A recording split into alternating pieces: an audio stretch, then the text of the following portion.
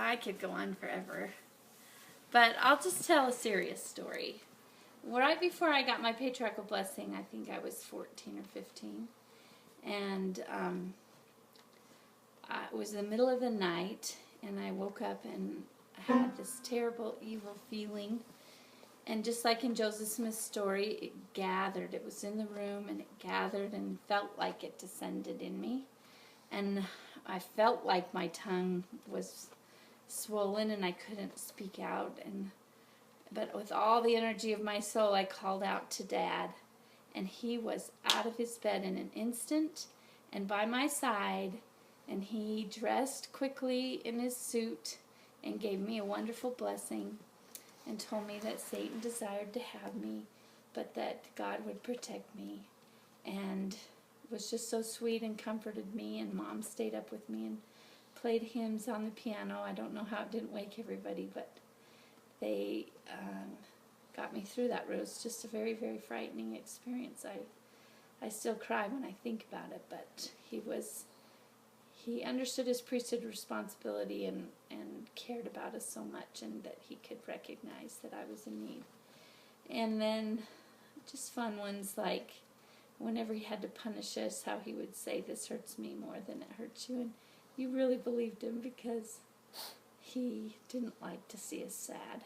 One of the only few times I ever saw him cry, aside from after Floyd died, when he sobbed and sobbed, was when some kids were being mean to Ellen in church. And I saw him cry then. He was so sad for her.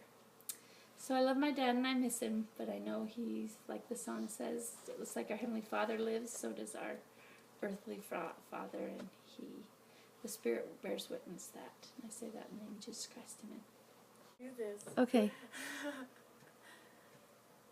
Is it going? Oh.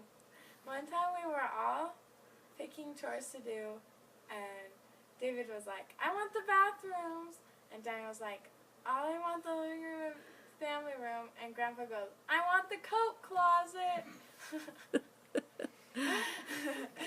Yeah, but that's my story. That's a good one. Sometimes the coat closet was worse than the living room of family. I actually have two things to say. Number one is, if you think back, you can't really remember a time when Grandpa demanded anything.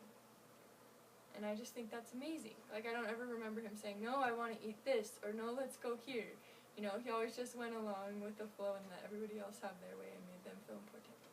So that's number one. And then number two is when we were all, like 20 of us, jumping on the trampoline, and Grandma came outside and said, "No, no, no," and she told everybody except for 3 people to get off. She said only 3 people at a time or something like that.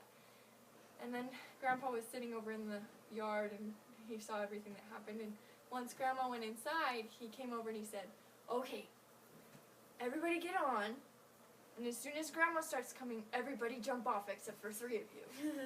And that was a great day in our eyes. Grandpa was the hero of the hour.